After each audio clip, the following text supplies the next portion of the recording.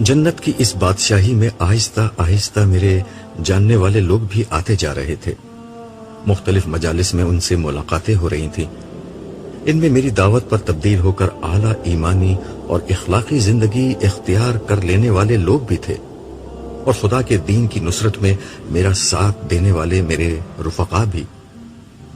ان میں سے ہر شخص سے مل کر یوں لگتا تھا کہ زندگی میں خوشی اور محبت کا ایک اور در کھل گیا ہے.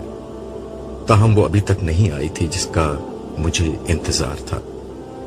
گرچہ اس انتظار میں کوئی زحمت یا پریشانی نہیں بلکہ مزہ ہی تھا. پھر ایک روز، گرچہ اس نئی دنیا میں شب و روز نہیں رہے تھے، صالح میرے پاس آ کر کہنے لگا، سردار عبداللہ، تمہارے لیے ایک بری خبر ہے. مجھے حیرت ہوئی کہ اب جنت میں مجھے یہ کیا بری خبر سنائے گا. تاہم اس کا لہجہ ایسا تھا کہ میں پوچھنے پر مجبور ہو گیا، کیوں بھائی، یہاں کیا خبر بری خبر ہو سکتی ہے؟ سردار عبداللہ، بری خبر یہ ہے کہ تمہارے عیش کرنے کے دن ختم ہو گئے. تم نے نائمہ کے پیچھے آزادی کے بہت دن دیکھ لیے. اب تمہاری نگرانی کے لیے نائمہ خود آ رہی ہے. کیا سچ؟ میں نے شدت جذبات سے مغلوب ہو کر صالح کو گلے لگاتے ہوئے کہا. اور کیا میں جھوٹ بولوں گا؟ پھر میرے سر کو سہلاتے ہوئے بولا، مجھے چھوڑ دو. میں نے نائمہ کے آنے کی خوشخبری دی ہے، مگر میں خود نائمہ نہیں ہوں. تم ہو بھی نہیں سکتے، میں نے اسے چھوڑتے ہوئے کہا. لیکن یہ بتاؤ کہ اتنی اچھی خبر تم مجھے دھمکی کے انداز میں کیوں سنا رہے ہو؟ ویسے تمہیں نائمہ سے اگر یہی توقع ہے تو مجھے یقین ہے کہ تمہیں بہت مایوسی ہوگی. خیر چھوڑو ان باتوں کو. میں نائمہ کے آنے پر اسے ایک بہترین تحفہ دینا چاہتا ہوں. کیا تحفہ دینا چاہتے ہو؟ ایک بہترین گھر. بھائی، تمہارے پاس تمہارا گھر ہے اور اس کے پاس اس کا اپنا گھر ہوگا. اب اس نئی دنیا میں خاندانی نظام تو ہوگا نہیں کہ گھر دینا تمہاری ذمہ داری ہو، نہ اسے تمہارے بچوں کو گھر بیٹھ کر پالنا ہے. پھر ایک نیا گھر کیوں بناتے ہو؟ مجھے معلوم ہے کہ ہر جنتی کی اپنی رہائش اور اپنی سلطنت ہوگی، لیکن میری خواہش ہے کہ اپنی پسند سے نائمہ کے لیے ایک گھر بناؤں جو میری سلطنت میں ہو، اور پھر اس گھر کو نائمہ کو گفٹ کروں. جانتے نہیں اللہ نے اسراف کرنے والوں کو شیطان کے بھائی کہا ہے. وہ اس وقت مجھے تنگ کرنے کے موڈ میں تھا. جنت میں شیطان نہیں آ سکتا، مگر اس کے بعض شاگرد ضرور موجود ہیں جو میاں بیوی میں محبت پیدا کرنے کے بجائے دوری پیدا کرتے ہیں. میں نے مصنوعی غصے کے ساتھ اسے گھورتے ہوئے کہا، ٹھیک ہے ٹھیک ہے. وہ ہاتھ جوڑتے ہوئے بولا، مجھے بتاؤ کیا کرنا چاہتے ہو. اس کے بعد میں نے اسے ساری تفصیلات سمجھائیں. میری بات ختم ہوئی تو وہ بولا، چلو محل دیکھنے چلو. میں نے حیران ہو کر پوچھا، کیا مطلب؟ کیا محل بن گیا؟ تم کیا سمجھتے ہو؟ تم دنیا میں کھڑے ہو کہ پہلے زمین خریدو گے، پھر نقشہ پاس کراؤ گے، پھر ٹھیکیدار ڈھونڈو گے، اور پھر کئی ماہ محل تعمیر ہوگا. سردار عبداللہ، یہ تمہاری بادشاہی ہے. خدا کی قوت تمہارے ساتھ ہے. تم نے کہا اور سب ہو گیا. یہی یہاں کا قانون ہے. ہم وسیع و عریض سمندر کے سینے پر سفر کر رہے تھے.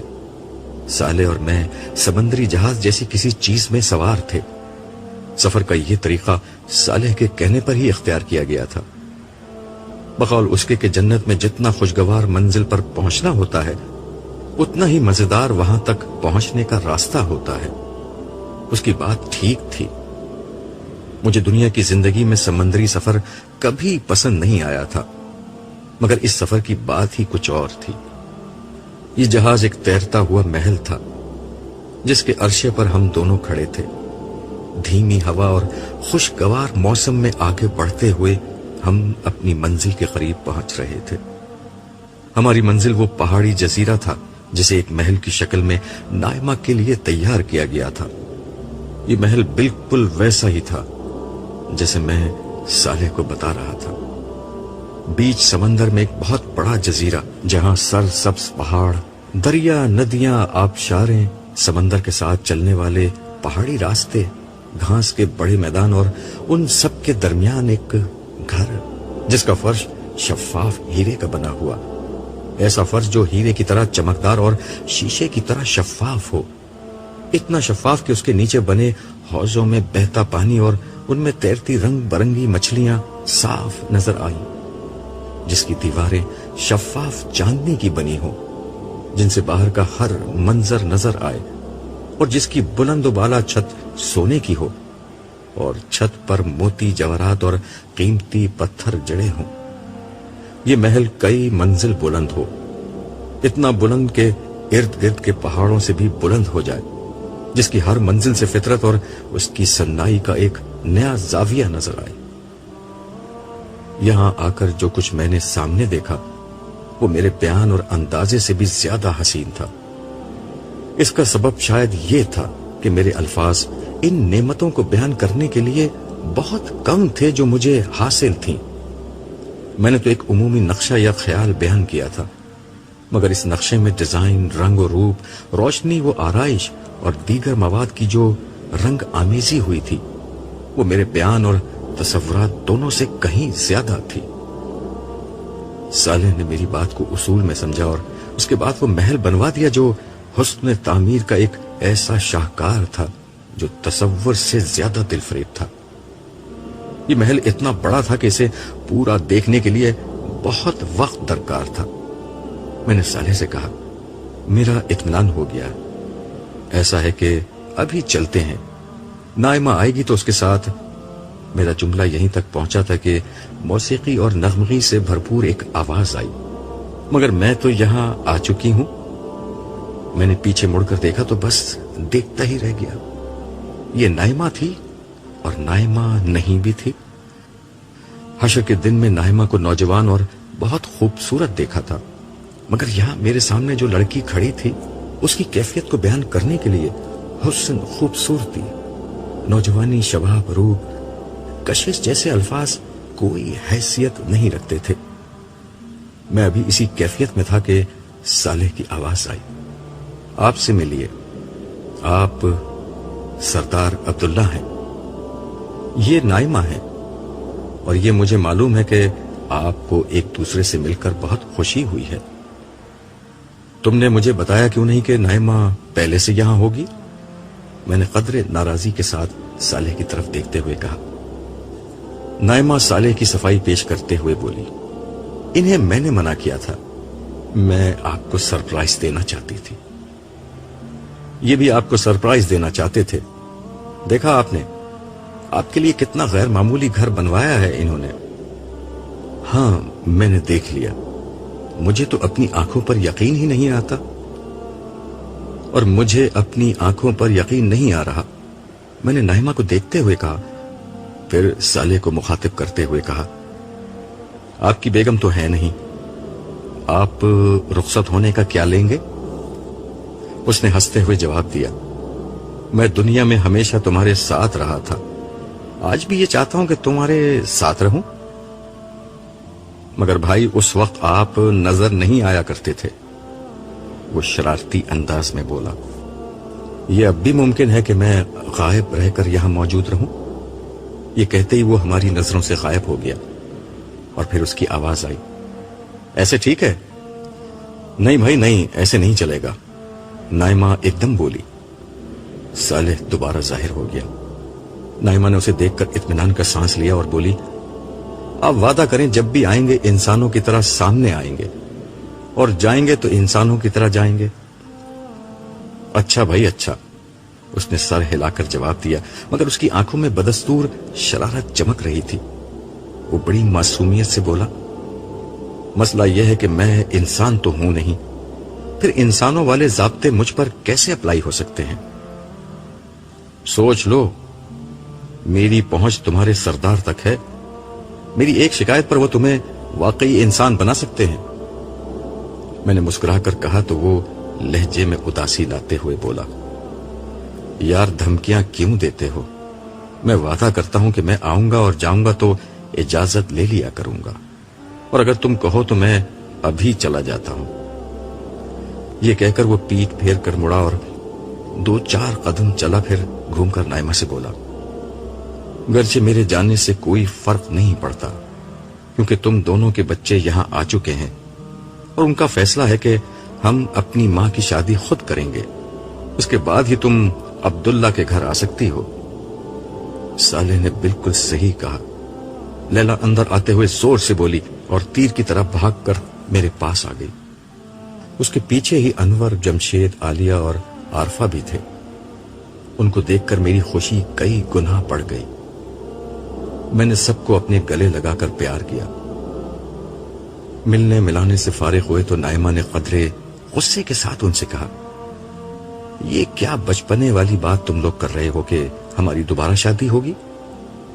عالیہ نے کہا، امی پچھلی دنیا میں ہم میں سے کوئی بھی آپ کی شادی میں موجود نہیں تھا، اس لیے ہم سب بہن بھائیوں کی متفقہ رائے یہ ہے کہ ہم آپ لوگوں کی شادی بڑے دھوم دھام سے کریں گے۔ ہم آپ کو خود دلہن بنا کر رخصت کریں گے اور اس وقت تک آپ کا ابو سے پردہ ہوگا۔ انور نے مداخلت کرتے ہوئے کہا، پردے والی بات تو بڑی سخت ہے، بس اتنی شرط لگا دو کہ تنہائی میں نہیں ملیں گے۔ اس مہربانی کا بہت شکریہ، یہ بتا دو کہ شادی کب ہوگی؟ میں نے بے بسی سے پوچھا۔ جب تیاریاں مکمل ہو جائیں گی، عارفہ نے بڑی سنجیدگی سے کہا۔ اور کیا تیاریاں ہوں گی؟ میں نے دریافت کیا۔ میں بتاتی ہوں، لیلا بولی، جگہ تو یہی ٹھیک ہے، بس کپڑے زیورات وغیرہ کا انتظام کرنا ہے، اور مجھے بھی اپنے ذرا اچھے کپڑے بنوانے ہیں، ابو جیسے۔ مجھے تو ابو کے کپڑے دیکھنے کے بعد اپنے کپڑے اچھے ہی نہیں لگ رہے۔ جمشید نے بھی مطالبات میں اپنا حصہ ڈالا۔ اچھا، یہ سب تیاریاں ہو گئیں تو شادی ہو جائے گی؟ میں نے پوچھا۔ کیوں نہیں؟ سب نے مل کر کہا۔ چلو پھر ابھی ہی چلو، میں تمہیں جنت کے سب سے بڑے شاپنگ کے علاقے میں لے چلتا ہوں۔ ویسے تو تم لوگ وہاں گھس بھی نہیں سکتے، لیکن میری طرف سے جو دل چاہے آج شاپنگ کر لو۔ اس پر سارے بچوں نے خوشی کا ایک نعرہ لگایا۔ پھر ہم شاپنگ کے لیے روانہ ہو گئے۔ یہ ایک اور الف لیلوی جگہ تھی۔ میں اس سے پہلے صالح کے ساتھ یہاں کئی دفعہ آ چکا تھا، مگر ہر دفعہ یہاں نت نئی چیزیں موجود ہوا کرتی تھیں۔ اس جگہ کے لیے شاپنگ سینٹر یا بازار جیسی اصطلاحات قطعاً غیر مناسب تھی۔ یہ سینکڑوں میل تک پھیلا ہوا ایک علاقہ تھا جو رنگ و نور کے سیلاب سے روشن تھا۔ یہاں رات کا وقت ہی طاری رہا کرتا تھا۔ کھانے پینے، پہننے اور برتنے کی یہاں اتنی اشیاء تھیں کہ ان کی تعداد تو دور کی بات ہے، ان کی مختلف اقسام اور ویرائٹی ہی کروڑوں کی تعداد میں تھی۔ ہر جگہ یہاں فرشتے تعینات تھے۔ لوگ ڈسپلے سے چیز پسند کر لیتے اور پھر فرشتوں کو نوٹ کرا دیتے، جس کے بعد یہ چیزیں لوگوں کے گھروں میں پہنچا دی جاتی۔ فرشتے ہر شخص کا ریکارڈ چیک کر کے اس کے بارے میں سب کچھ جان لیتے۔ اس بازار کے دو حصے تھے۔ ایک حصے میں عام جنتی خریداری کر سکتے تھے، دوسرا حصہ خواص کے لیے مخصوص تھا۔ عام لوگ یہاں جا تو سکتے تھے، مگر یہاں خریداری کی اجازت صرف اعلیٰ درجے کے جنتیوں کو تھی۔ یہ سب پہلی دفعہ یہاں آئے تھے۔ میں پہلے انہیں عوام والے حصے میں لے کر گیا۔ یہ لوگ اس کو دیکھ کر ہی خوشی سے پاگل ہو گئے۔ اس کے بعد انہوں نے جو دل چاہا خریدنا شروع کر دیا۔ البتہ نائمہ سارے وقت میرے ساتھ ہی رہی۔ وہ خریداری سے فارغ ہو گئے تو میں نے کہا کہ میں تمہیں کھانا کھلانے لے جاتا ہوں۔ کھانے کے لیے میں انہیں اوپر لے گیا۔ یہاں چھت سے دور دور تک خوبصورت روشنیاں نظر آ رہی تھی، جبکہ اوپر تاروں بھرا آسمان تھا۔ دنیا کے برخلاف جہاں شہر کی روشنیاں تاروں کی چمک کو ماند کر دیتی تھیں، یہاں زمین و آسمان پر یکساں جگمگاہٹ تھی۔ تاروں کی دودھیا روشنی اور ٹھنڈی ہوا میں کھانے کی اشتہا انگیز خوشبو نے فضا کو بے حد مؤثر بنا رکھا تھا۔ بازار کی طرح یہاں بھی پس منظر میں دھیمی سی موسیقی چل رہی تھی۔ کھانے کی اتنی ورائٹی تھی کہ کسی کو سمجھ میں نہیں آتا کہ کیا کھائیں۔ جو چیز لیتے وہ اتنی لذیذ ہوتی کہ چھوڑنے کا دل ہی نہیں چاہتا تھا۔ مگر شکر خدا کا کہ یہاں پیٹ بھرنے کا کوئی مسئلہ ہی نہیں تھا، جس کی بنا پر جب تک دل چاہتا رہا ہم لوگ بیٹھے کھاتے رہے۔ واپسی پر میں جان بوجھ کر ان لوگوں کو بازار کے اس علاقے سے لے گیا جہاں صرف اعلیٰ درجے کے جنتی خریداری کر سکتے تھے۔ اسے دیکھ کر ان لوگوں کی آنکھیں پھٹ گئی۔ جمشید نے کہا، یہ بھی شاپنگ سینٹر کا حصہ ہے؟ ہاں، یہ بھی شاپنگ کا علاقہ ہے، میں نے جواب دیا۔ میری بات پوری طرح سنے بغیر ہی یہ سب لوگ شاپنگ کے لیے بکھر گئے۔ میرے ساتھ نائمہ ہی رہ گئی۔ کیوں، تم کچھ نہیں خریدو گی؟ پہلے بھی تم نے کچھ نہیں لیا اور اب بھی یہیں کھڑی ہو؟ میری بات سن کر نائمہ دھیرے سے مسکرا کر بولی، میرے لیے سب سے زیادہ قیمتی چیز آپ کا ساتھ ہے۔ یہ انمول چیز آپ کے قرب کے سوا کہیں اور نہیں ملے گی۔ یہ کہتے ہوئے نائمہ کا روشن چہرہ اور روشن ہو گیا۔ ہم دونوں ایک جگہ ٹھہر کر خواب و خیال سے زیادہ حسین اس جگہ اور اس ماحول کو انجوائے کرنے لگے۔ وسیع و عریض رقبے پر پھیلا ہوا یہ بازار اپنے اندر ہر قسم کی دکانیں لیے ہوئے تھا۔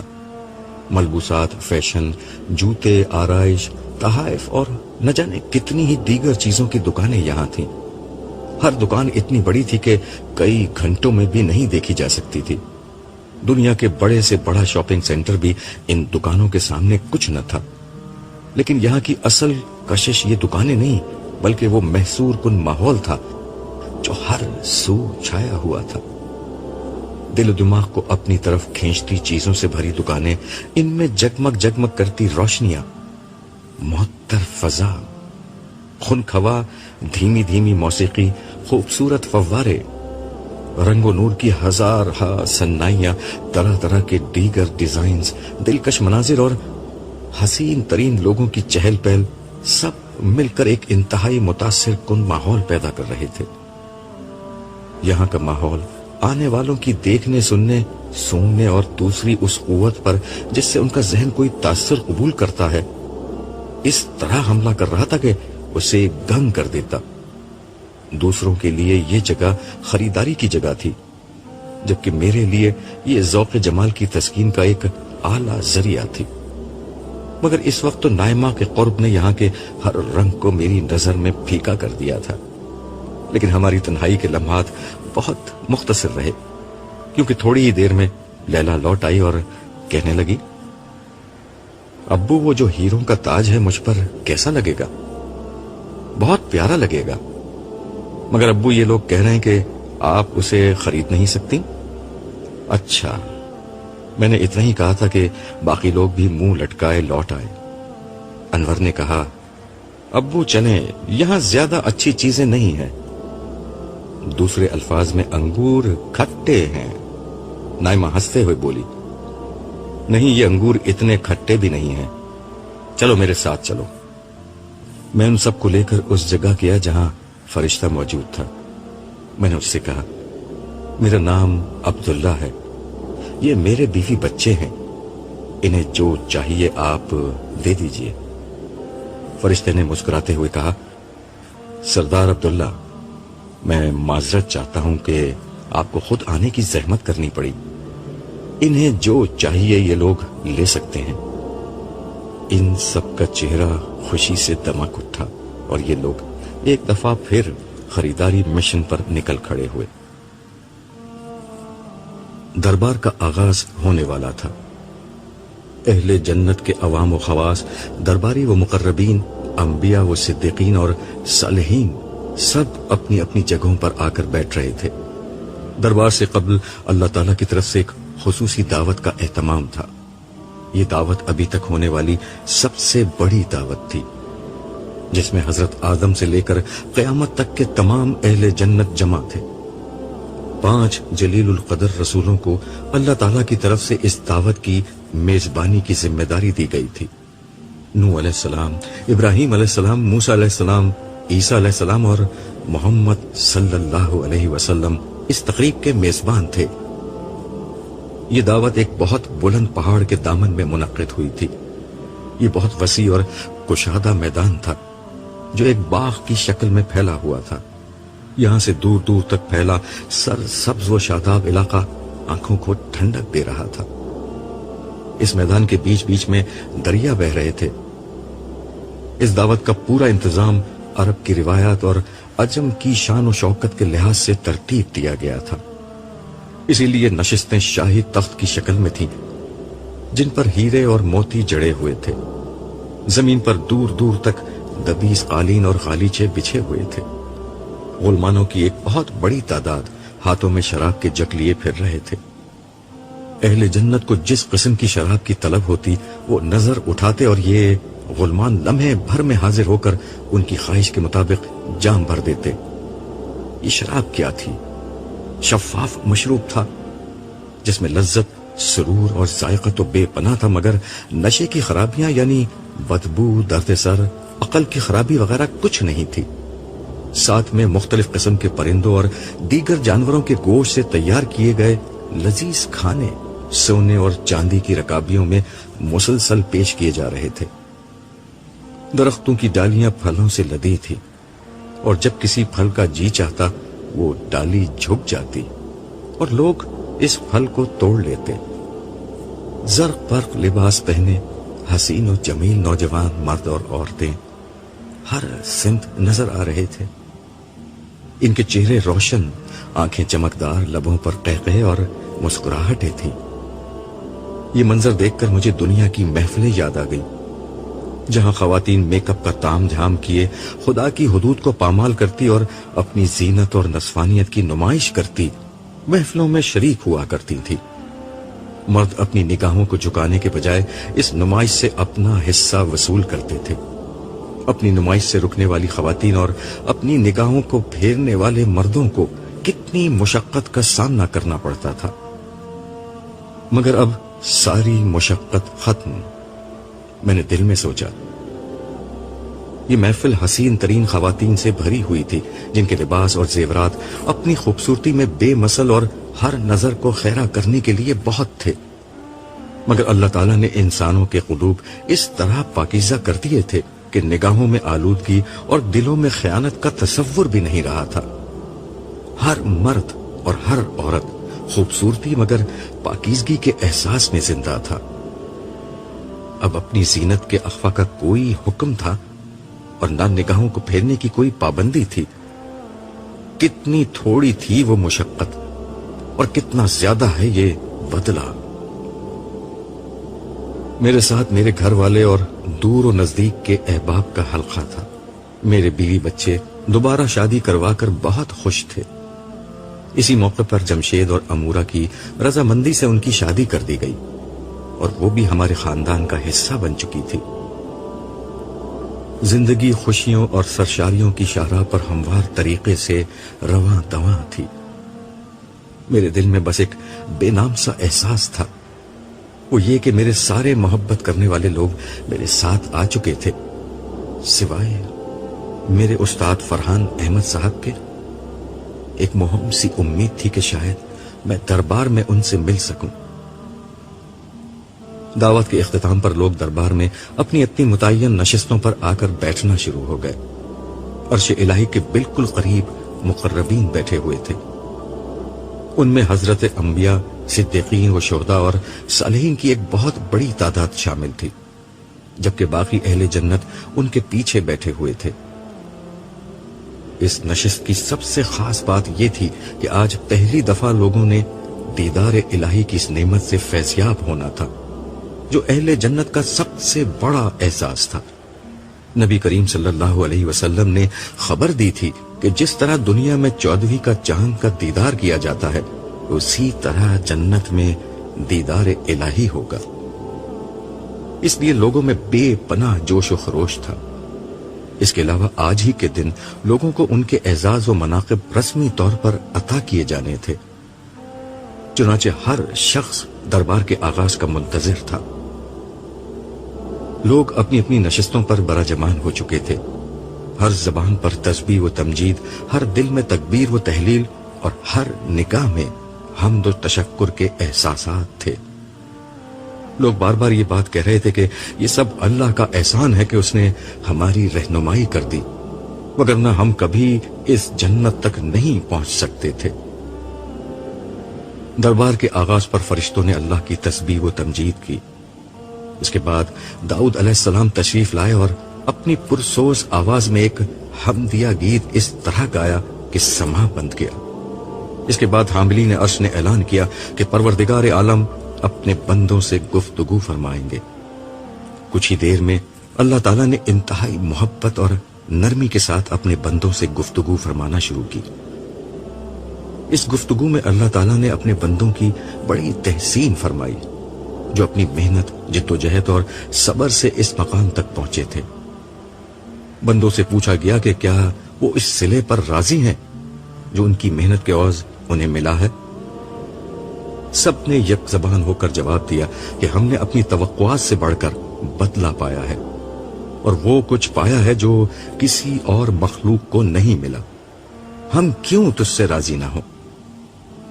اس پر ارشاد ہوا، اب میں تمہیں وہ دے رہا ہوں جو ہر چیز سے بڑھ کر ہے، میں تمہیں اپنی رضا سے نوازتا ہوں۔ اس کے ساتھ ہی فضا اللہ تعالیٰ کی کبریائی کے نعروں سے گونج اٹھی۔ پھر مناقب و اعزاز کا سلسلہ شروع ہوا۔ یہ بہت طویل عمل تھا، لیکن یہاں ان گنت نعمتیں مسلسل مہیا کی جا رہی تھیں جن کی بنا پر لوگ اطمینان کے ساتھ بیٹھے ہوئے تھے۔ دیگر لوگوں کی طرح میرے گھر والے بھی میرے ساتھ ہی اگلی نشستوں پر بیٹھے تھے۔ میں یہ سب کچھ دیکھ رہا تھا اور دل میں سوچ رہا تھا کہ دنیا کی کتنی کم مشقت اٹھا کر آج کتنا بڑا صلہ انسانیت کو مل گیا۔ لیکن مجھے خیال آیا کہ انسانیت کی اکثریت تو اس امتحان میں ناکام ہی ہو گئی۔ پھر مجھے اپنے استاد فرحان صاحب کا خیال آیا۔ وہ آج بھی مجھے نہیں مل سکے تھے، حالانکہ میرا خیال یہ تھا کہ وہ آج کے دن تو کہیں نہ کہیں مل ہی جائیں گے۔ میں نے سوچا کہ صالح سے دریافت کروں۔ وہ یہاں میرے ساتھ موجود نہیں تھا، لیکن اسی وقت وہ میرے پاس آ کھڑا ہوا۔ اسے دیکھ کر میں نے کہا، مجھے خیال تھا کہ میں دربار میں کسی موقع پر اپنے استاد کو دیکھ سکوں گا، مگر وہ مجھے نہیں مل سکے۔ میرے استاد کا کچھ معلوم ہوا؟ نہیں، فردوس کی اس بستی میں ابھی تک کسی جگہ میں ان کو تلاش نہیں کر سکا۔ میرا خیال ہے کہ اب تم بھی ان کے بارے میں سوچنا چھوڑ دو۔ بظاہر خدا اپنا فیصلہ کر چکا ہے، دنیا کی کوئی طاقت اب اس فیصلے کو نہیں بدل سکتی۔ خدا کا عدل بہرحال نافذ ہو کر رہتا ہے، اور اس کی رحمت، تم اچھی طرح جانتے ہو کہ خدا کی رحمت اور عدل ہر چیز اصول پر مبنی ہوتی ہے۔ کسی کی خواہش سے یہاں کچھ بھی تبدیل نہیں ہو سکتا، مگر فردوس کی یہ دنیا تو ممکنات کی دنیا ہے، یہاں سب کچھ ممکن ہے۔ صالح جھلا کر بولا، یار تم کیوں بحث کر رہے ہو؟ فیصلہ ہو گیا ہے۔ ویسے تم خود پروردگار سے بات کیوں نہیں کرتے؟ تمہاری بات تو بہت سنی جاتی ہے۔ میں تو تمہیں عرش تک لے جانے آیا ہوں، چلو اور وقت کا پہیہ الٹا گھمانے کی درخواست کرو۔ خبر نہیں کہ صالح نے غصے میں آ کر مجھ پر طنز کیا تھا یا واقعتاً مجھے مشورہ دیا تھا، تاہم میں اس کی بات پر عمل کرنے کی حماقت کرنے کے لیے تیار نہیں تھا۔ البتہ اس کی یہ بات ٹھیک تھی کہ مجھے بلایا جا رہا ہے۔ کچھ ہی دیر میں میرا نام پکارا گیا۔ میں جو ابھی تک اطمینان سے بیٹھا تھا، لرزتے دل کے ساتھ کھڑا ہو گیا۔ میں دھیرے دھیرے قدموں سے چلتا ہوا اس ہستی کے حضور پیش ہو گیا جس کے احسانوں کے بوجھ تلے میرا رواں رواں دبا ہوا تھا۔ قریب پہنچ کر میں سجدے میں گر گیا۔ کچھ دیر بعد صدا آئی، اٹھو۔ میں دھیرے دھیرے اٹھا اور جھکی نظر کے ساتھ ہاتھ باندھ کر کھڑا ہو گیا۔ اللہ تعالیٰ نے بہت نرمی اور ملائمت کے ساتھ دریافت کیا، عبداللہ آج کے دن میرے لیے کیا لائے ہو؟ میں یہاں لینے آیا تھا، کچھ دینے کے لیے نہیں، اس لیے یہ سوال قطعاً غیر متوقع تھا، تاہم جو میرے پاس تھا وہ میں نے کہہ دیا۔ مالک، جو اچھا عمل میں نے کیا وہ در حقیقت تیری ہی توفیق سے تھا، اسے تو میں پیش نہیں کر سکتا۔ رہی اپنی ذات تو میرے پاس تیری اعلیٰ ترین ہستی کے حضور پیش کرنے کے لیے بہت ساری ندامت اور بے انتہا عجز کے سوا کچھ نہیں۔ اچھا کیا ندامت اور عجز لے آئے، یہ چیزیں میرے پاس نہیں ہوتی، میں انہیں تمہارے نام سے اپنے پاس رکھ لوں گا۔ اب بولو کیا مانگتے ہو؟ عرض کیا، عطا اور رضا دونوں مل گئی ہیں، میرا ظرف اتنا چھوٹا ہے کہ اس کے بعد مانگنے کے لیے کچھ نہیں بچتا، لیکن آپ جو بھلائی اور بھیک عطا فرمائیں گے میں اس کا محتاج ہوں۔ قریب موجود حاملین عرش میں سے ایک فرشتے کو اشارہ ہوا، اس نے میرے اعزاز و مناقب بیان کرنا شروع کر دیے۔ یہ تو مجھے معلوم تھا کہ میں اس نئی دنیا کے حکمران اور ایلیٹ کلاس کا حصہ ہوں، مگر یہاں جو کچھ دیا گیا وہ میری حیثیت، توقعات اور اوقات سے بہت زیادہ تھا۔ فرشتہ بول رہا تھا اور میں شرم سے سر جھکا کر یہ سوچ رہا تھا کہ پروردگار عالم کی کریم ہستی مجھ گناہگار کے ساتھ ایسی ہے تو نیکوں کاروں کے ساتھ کیسی ہوگی؟ فرشتہ خاموش ہوا تو مجھے مخاطب کر کے کہا گیا، عبداللہ، گناہگار تو سب ہوتے ہیں، مگر رجوع اور توبہ کرنے والوں کو میں گناہگار نہیں لکھتا، اور تم نے مجھ سے اور میری اس ملاقات سے بندوں کو متعارف کرانے کے لیے زندگی لگا دی تھی، تمہیں تو میں نے وفادار لکھا ہے۔ لمحہ بھر کی خاموشی کے بعد کہا گیا، مجھے معلوم ہے جو کچھ ابھی تم صالح سے کہہ رہے تھے، میں وہ بھی جانتا ہوں جو تم حشر میں اپنے نامہ اعمال کی پیشی کے وقت سوچ رہے تھے۔ تم یہی سوچ رہے تھے نا کہ کاش ایک موقع اور مل جائے، کاش کسی طرح گزرا ہوا وقت پھر لوٹ آئے، تاکہ میں ایک ایک شخص کو جھنجھوڑ کر اس دن کے بارے میں خبردار کر سکوں۔ عبداللہ، میں تمہاری تڑپ سے بھی واقف ہوں اور اپنی ذات سے وابستہ تمہاری امیدوں سے بھی۔ یہ بھی تم نے ٹھیک سمجھا کہ بے شک میں بے نیاز ہوں، اور یہ بھی کہ میں صاحب جمال و کمال اور جلال والا ہوں۔ میں یہ بھی جانتا ہوں کہ تمہارا کل اثاثہ یہی ہے کہ تمہاری پہنچ میرے قدموں تک ہے۔ میرے لیے تمہاری بھی اہمیت ہے اور تمہاری اس بات کی بھی، لیکن خاموشی کا پھر ایک وقفہ آیا اور میں لرزتے دل کے ساتھ سوچ رہا تھا کہ میرے رب سے نہ زبان سے نکلنے والے الفاظ پوشیدہ رہتے ہیں اور نہ دل میں آنے والے خیالات اس کے علم سے باہر رہ سکتے ہیں۔ بے اختیار میری زبان سے نکلا، میرے رب تو پاک ہے۔ مجھے معلوم تھا کہ تم اپنی دلی تمنا کے اظہار کے لیے یہی پیرائے بیان اختیار کرو گے۔ دیکھو، لوگوں کو دوبارہ دنیا میں بھیجنا میری اس گیم کا حصہ نہیں، اس لیے دنیا میں نہ تم جا سکتے اور نہ دوسرے انسان، مگر وقت میرا غلام ہے، میں چاہوں تو اس کا پہیہ الٹا گھما سکتا ہوں۔ پھر ایک فرشتے کو اشارہ ہوا، وہ ہاتھوں میں چاندی کے اوراق کا ایک پلندہ لے کر میرے قریب آیا۔ میں نے دیکھا تو پہلے وقت پر سونے کے تاروں سے لکھا ہوا تھا، جب زندگی شروع ہوگی۔ صدا آئی، عبداللہ، یہ تمہاری روداد ہے، اس نئی دنیا میں جو تمہارے ساتھ ہوا اس کا کچھ حصہ اس میں محفوظ کر دیا گیا ہے۔ تمہاری خاطر اب تمہاری اس داستان کو وقت کی کھڑکی سے دوبارہ پچھلی دنیا میں بھیجا جا رہا ہے۔ اس بات کا انتظام کیا جائے گا کہ یہ روداد انسانوں تک پہنچا دی جائے۔ میں اپنے بندوں اور بندیوں کے دلوں میں ڈال دوں گا، وہ تمہاری اس داستان کو اپنے ہر جاننے والے تک پہنچا دیں گے، ہر اس شخص تک جسے وہ آخرت کی رسوائی سے بچا کر جنت کی منزل تک پہنچانے کے خواہش مند ہوں گے۔ عجب نہیں کہ کوئی خوش بخت اس پیغام کو پڑھ کر اپنے عمل کو بدل دے، عجب نہیں کہ کسی کی زندگی بدل جائے، عجب نہیں کہ کسی کا مستقبل بدل جائے۔ میں لوگوں کو تمہاری درخواست پر ایک موقع اور دینا چاہتا ہوں، ابدی خسارے سے پہلے، ابدی ہلاکت سے پہلے۔ میں بے اختیار اللہ اکبر کہتا ہوا سجدے میں گر گیا۔ اللہ اکبر، اللہ اکبر۔ مؤذن نے ابھی یہ الفاظ ادا ہی کیے تھے کہ عبداللہ ایک جھٹکے کے ساتھ اللہ اکبر کہتا ہوا بیدار ہو گیا۔ وہ خالی خالی نظروں سے ارد گرد دیکھ رہا تھا، کچھ دیر تک وہ نہیں سمجھ سکا کہ وہ کہاں ہے۔ وہ تو اللہ تعالیٰ کے سامنے کھڑا تھا۔ اس نے غور کیا، وہ اس وقت بھی اللہ تعالیٰ کے سامنے موجود تھا۔ بیت اللہ میں کعبہ کے عین سامنے فجر کا وقت تھا اور مسجد حرام میں لوگوں کی چہل پہل جاری تھی. تو کیا میں نے خواب دیکھا تھا؟ عبداللہ نے خود سے سوال کیا. مگر وہ تو بالکل حقیقت تھی.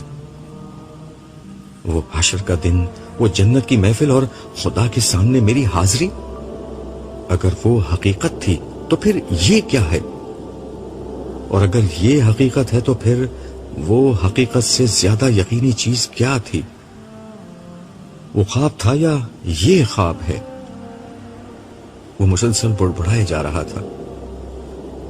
ایسا نہ ہو کہ اچانک ایک روز آنکھ کھلے اور مجھے معلوم ہو کہ جو کچھ دنیا میں دیکھا تھا خواب تو دراصل وہ تھا اور حقیقت آخرت کی زندگی تھی.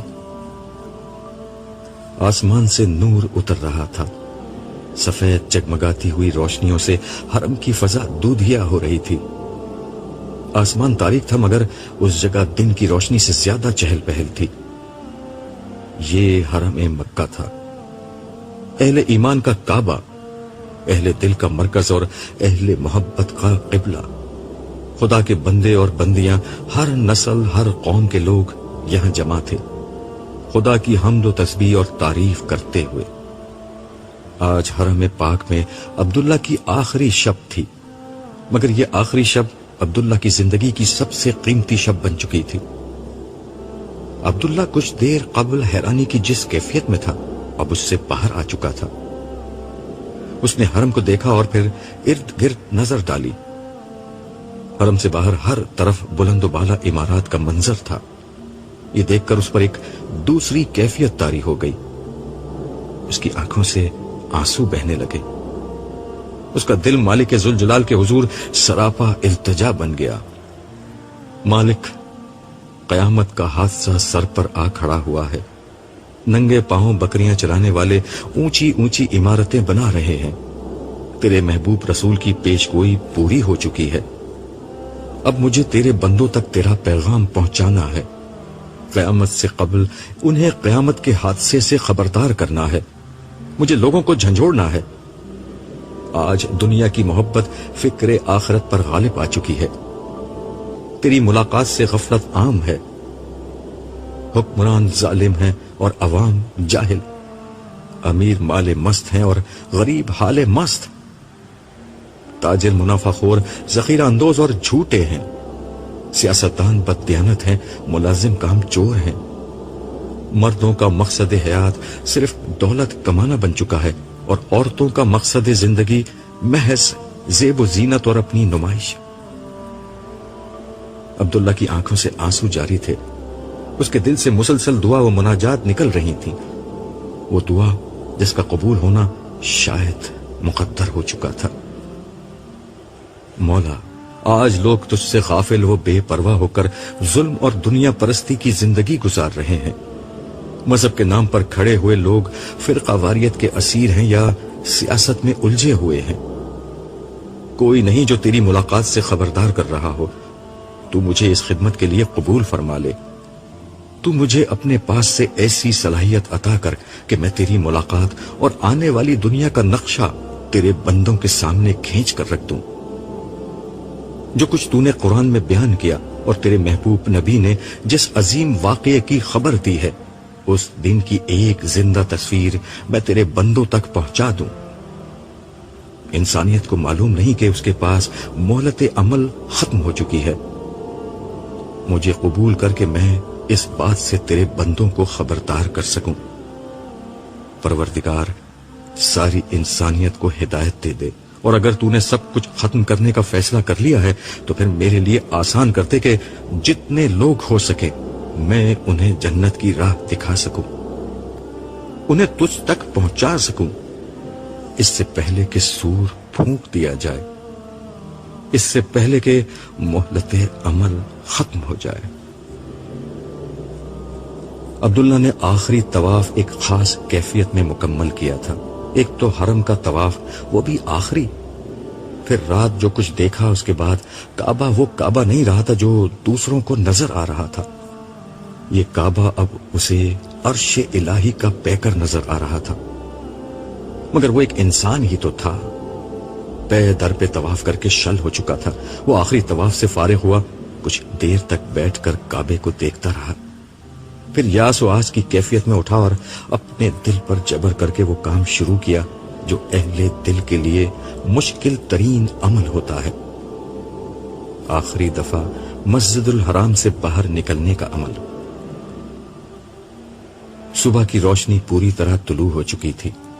وہ آہستہ آہستہ اس حالت میں باہر کی سمت بڑھ رہا تھا کہ بار بار ایڑیاں گھومتی اور وہ رک کر دوبارہ کعبے کو دیکھنے لگتا۔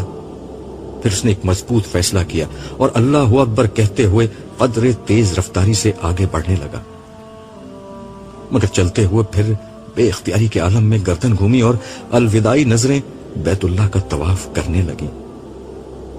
ابھی اس نے ایسا ہی کیا تھا کہ اس کا کندھا کسی سے ٹکرا گیا۔ عبداللہ کی نگاہ لوٹی تو سامنے ایک سفید ریش بزرگ تھے۔ اسے احساس ہو چکا تھا کہ اس کا کندھا ان بزرگ کے سینے سے ٹکرا گیا ہے جو اس کے ہم وطن محسوس ہوتے تھے۔ عبداللہ کا جذبہ عبادت اب ندامت میں بدل چکا تھا۔ اس نے فوراً معذرت خواہانہ لہجے میں کہا، معاف کیجیے گا، غلطی میری ہے، میں سامنے نہیں دیکھ رہا تھا۔ کوئی بات نہیں، بزرگ نے شفقت آمیز لہجے میں کہا۔ پھر وہ مزید بولے، کچھ غلطی میری بھی ہے، میں بھی سامنے نہیں دیکھ رہا تھا، دراصل میں اپنے گھر والوں کو ڈھونڈ رہا ہوں، ہم عمرہ ادا کرتے ہوئے رش کی وجہ سے بچھڑ گئے ہیں۔ آپ نے ملنے کی کوئی جگہ طے نہیں کی تھی؟ عبداللہ نے سوالیہ انداز میں کہا، پھر اپنی بات کی مزید وضاحت کرتے ہوئے بولا، حرم میں یہ کرنا ضروری ہوتا ہے ورنہ بہت مشکل ہو جاتی ہے۔ جگہ تو یہی طے تھی، باب فتح کے پاس، یہاں رش کم ہوتا ہے، مگر کافی دیر سے وہ لوگ یہاں نہیں پہنچے۔ بزرگ نے قدرے پریشانی کے ساتھ جواب دیا، چلیے پھر تو آپ کا مسئلہ حل ہو گیا۔ عبداللہ نے مسکراتے ہوئے کہا، آپ باب فتح پر نہیں کھڑے ہوئے، میں آپ کو وہاں لے چلتا ہوں۔ بزرگ نے کچھ خجالت کے ساتھ ارد گرد دیکھا اور پھر عبداللہ کے ساتھ آگے بڑھتے ہوئے بولے، ہم دراصل کل رات ہی یہاں پہنچے ہیں، پہلی دفعہ آئے ہیں، اس لیے یہاں کا پوری طرح اندازہ نہیں۔ سعی کے دوران میں میری بیٹی اور نواسی مجھ سے الگ ہو گئیں۔ ہمارے پاس 2 موبائل تھے جو ان کو دے دیے تھے، انہیں جگہ بھی سمجھا دی تھی مگر خود بھول گیا۔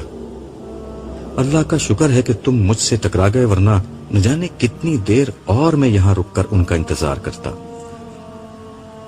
اللہ کے ہر کام میں مصلحت ہوتی ہے، عبداللہ نے جواب دیا۔ اللہ کا نام لیتے ہوئے اس کے لہجے میں سارے جہاں کی مٹھاس آ چکی تھی۔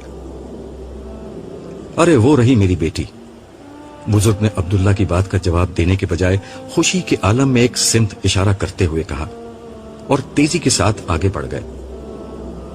عبداللہ نے ادھر دیکھا تو اندازہ ہوا کہ بزرگ ایک درمیانی عمر کی خاتون کی طرف بڑھ رہے تھے۔ اس کی سمجھ میں نہیں آیا کہ ان کے ساتھ آگے جائے یا اپنے راستے پر لوٹ جائے۔ ویسے بھی اس کا کام اب ختم ہو چکا تھا، مگر اسے محسوس ہوا کہ اخلاقاً ان سے اجازت لے کر ہی لوٹنا چاہیے، چنانچہ وہ بھی ان کے پیچھے چل پڑا۔ قریب پہنچا تو وہ اپنی بیٹی کو اپنے ساتھ پیش آنے والی غلط فہمی کے بارے میں بتا رہے تھے۔ وہ عبداللہ کو دیکھ کر بولے، اسی نوجوان نے مجھے راستہ دکھایا ہے۔ بیٹا آپ کا بہت شکریہ، خاتون نے بہت نفیس لہجے میں کہا۔ اگرچہ ان کے چہرے سے سفر اور عمرے کی مشقت اور اب پیش آنے والی پریشانی کے سارے آثار ظاہر تھے۔ ہم کافی دیر سے یہاں ابو کا انتظار کر رہے تھے۔ ہم کے سیغے سے عبداللہ کی توجہ ان کے برابر میں کھڑی ہوئی لڑکی کی طرف ہوئی۔ لمحے بھر کو اس نے اس لڑکی کو دیکھا اور بے اختیار نظریں جھکا لی، مگر اس ایک لمحے میں عبداللہ کے دل کی دنیا میں قیامت برپا ہو گئی۔ اس قیامت کا سبب یہ نہیں تھا کہ وہ لڑکی غیر معمولی طور پر حسین نقش و نگار اور رنگ و روپ کی مالک تھی، رہا عبداللہ تو اس جیسی بے داغ جوانی کہاں کسی نے دیکھی ہوگی۔ پھر وہ حرم میں جس کیفیت میں تھا، وہاں صنف مخالف تو کیا اپنی جنس کے انسان بھی نظر آنا بند ہو جاتے ہیں، سوائے کعبہ اور رب کعبہ کے کچھ اور نظر نہیں آتا۔ اور اس صبح سے تو رب کعبہ کا تصور انتہائی گہرا ہو چکا تھا۔ اس نے خواب میں پروردگار عالم کی حضوری کا جو شرف حاصل کیا تھا، اس کے بعد عبداللہ کو کچھ ہوش نہیں تھا۔ ایسے میں خواب کی دیگر تفصیلات اسے کہاں یاد رہ سکتی تھی، مگر اس دلکش نسوانی چہرے نے خواب کی ایک ایک تفصیل اسے یاد دلا دی۔ ہر منظر، ہر واقعہ ذہن کے صفحات پر اس طرح تازہ ہو گیا تھا کہ گویا کوئی لکھی ہوئی کتاب ہے جسے بے تکلف وہ پڑھتا چلا جا رہا ہو۔ اور اب اس کتاب کا سب سے روشن وقت اس کے سامنے کھلا ہوا تھا۔ اس کے سامنے سرتاسر روشنی اور سراپا نور نائمہ کھڑی ہوئی تھی۔ خاموشی کا وقفہ طویل ہو رہا تھا، مگر عبداللہ اس سے بے نیاز گردن جھکائے کھڑا تھا۔ وہ اپنے آپ کو یقین دلانے میں مشغول تھا کہ جو کچھ اس نے دیکھا ہے وہ اس کا وہم ہے، اس کی نظر کا دھوکہ ہے، اس کی یادداشت کی کمزوری ہے، یا شاید اس کی عمر کا تقاضا ہے، یا پھر شیطان کی در اندازی ہے جو حرم سے رخصت ہوتے وقت اس کی ساری ریاضت اور محنت کو ضائع کرنا چاہتا ہے۔ شیطان حرم میں آنے والے بڑے بڑے نیک لوگوں کی کمائی اسی طرح لمحہ بھر میں لوٹ لیتا ہے۔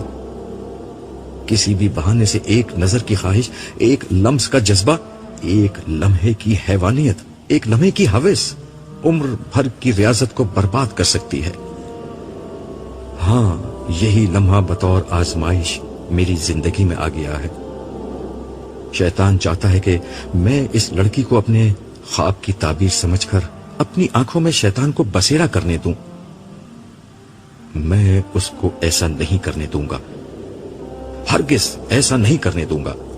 عبداللہ نے دل میں سوچا اور فیصلہ کیا کہ اسے فوراً یہاں سے رخصت ہو جانا چاہیے، مگر اس سے قبل کہ وہ ان لوگوں سے اجازت لیتا، خاموشی کی طویل ہوتے ہوئے وقفے کو ایک تھکی ہوئی مگر انتہائی مترنم آواز نے توڑا۔ نانا ابو، جاگتے ہوئے ساری رات ہو گئی ہے، اب جلدی سے ہوٹل چلیے۔ اس آواز نے عبداللہ کے رہے سہے ہوش بھی اڑا دیے۔